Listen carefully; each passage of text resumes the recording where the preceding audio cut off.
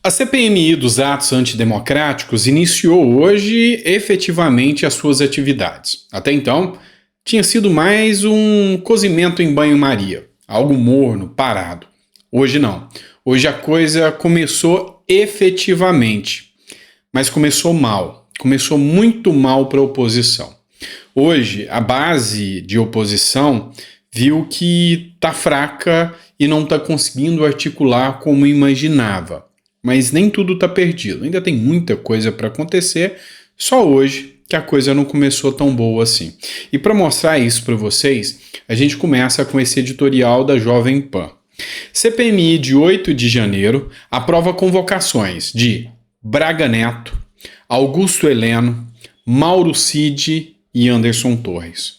Se você analisar os nomes que foram entregues aqui na página inicial, no título dessa matéria da Jovem Pan, você vai ver que todos os requerimentos miram os ex-integrantes do governo Bolsonaro. Até então, ninguém, mas exatamente ninguém da base do governo Lula que precisava ser ouvido não foi. E aqui um dos nomes que eu cito em especial é o do general Gonçalves Dias, atual ministro do GSI à época das invasões e que estava lá dentro dos prédios. Ele não foi convocado. Na verdade, o que aconteceu foi o seguinte: a base do governo Lula acabou dando um golpe, digamos assim, na oposição. A oposição concordou em votar junto com a base do governo para convocar o pessoal do Bolsonaro.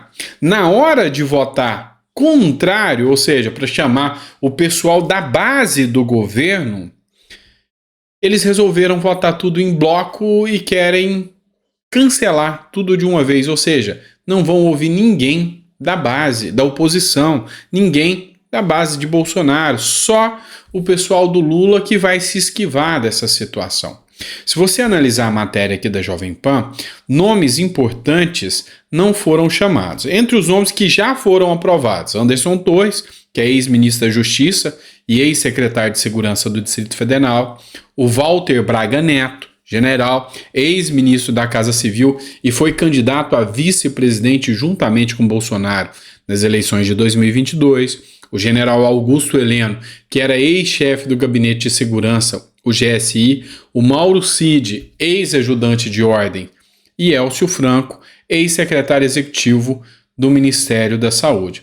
Entretanto, vários nomes que deveriam ser chamados não foram chamados. A expectativa é que fossem votados também nomes ligados ao Lula, inclusive o ex-ministro do Gabinete de Segurança Institucional, que é o Gonçalves Dias, o Ricardo Capelli, que é aquele que foi responsável pela intervenção federal, que é ex-secretário de Justiça e ex-interventor do Distrito Federal, o Saulo Moura Cunha, que é o ex-diretor da Agência Brasileira de Inteligência, ABIN, e esse é importantíssimo, tanto é que eu tenho uma fala aqui do senador Esperidião Amin, que eu vou trazer para vocês, mostrando a importância dele ser ouvido. Em suma, foi uma derrota porque esses nomes, que poderiam ter muito a demonstrar, não foram convocados.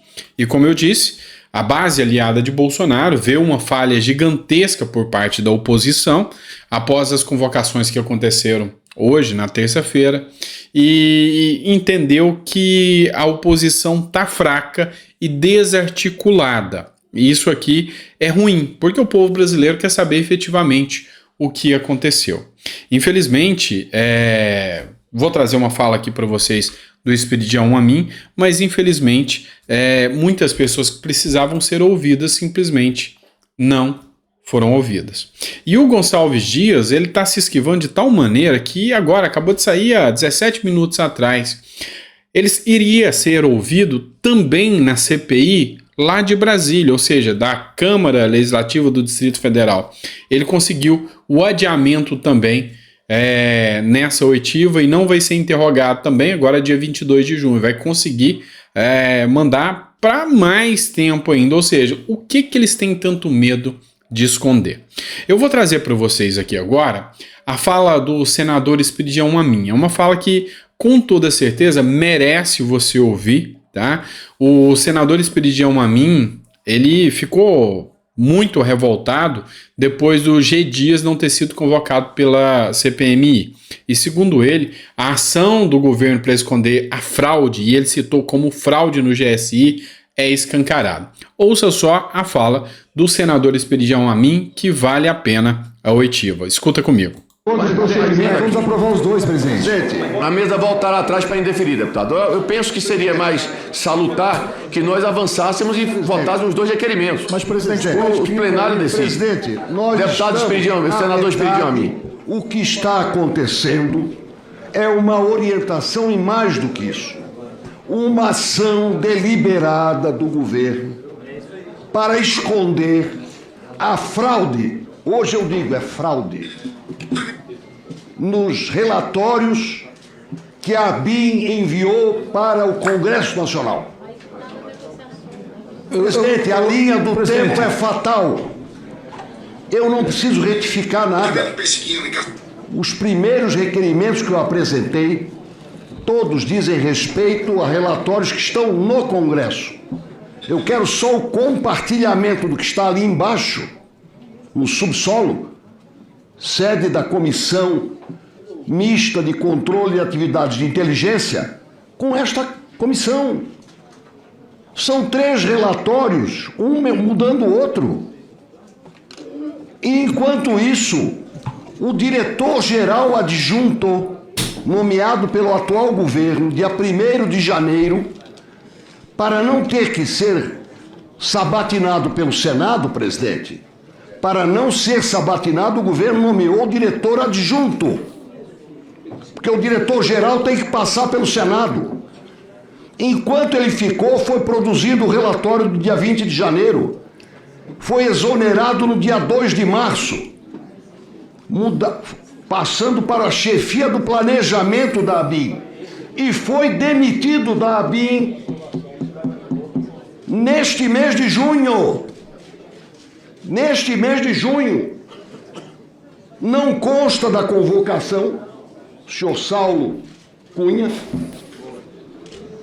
E o relatório retificado simplesmente informa o seguinte: o senhor ministro do GSI foi informado através de 11 notas de que ia haver invasão do Congresso Nacional. Nós solicitamos esse requerimento, senador.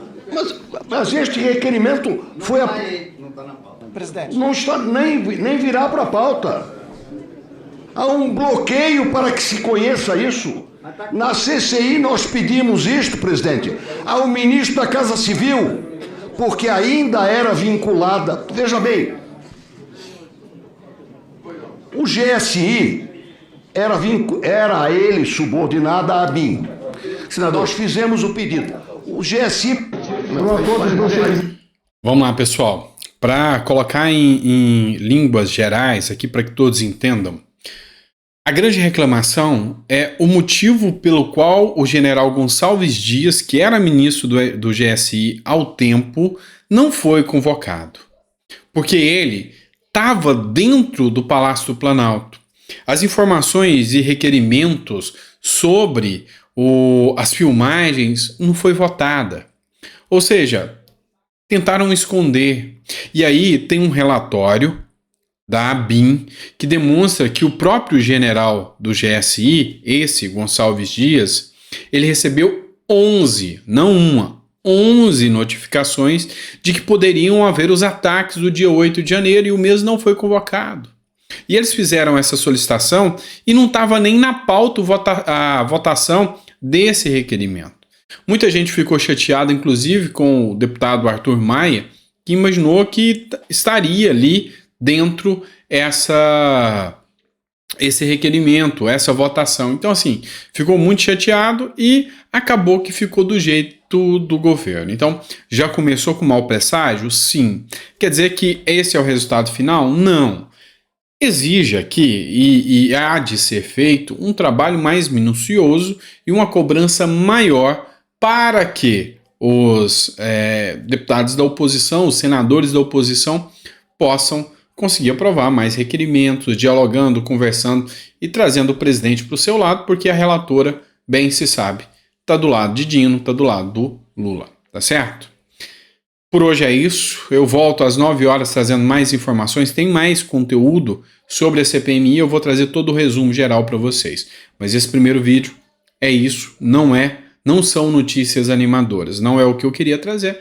O brasileiro quer saber a verdade, quer saber o que aconteceu, ouvindo os dois lados. Tanto o lado da base de Bolsonaro, que foi votado até pela própria oposição, que quer ouvir, e também a gente quer saber também o lado do Lula. Por que se esconde tanto? O que tem tanto a se esconder? Aguarde, que a gente ainda vai trazer mais informações sobre isso. Grande abraço, fiquem com Deus e até o próximo vídeo.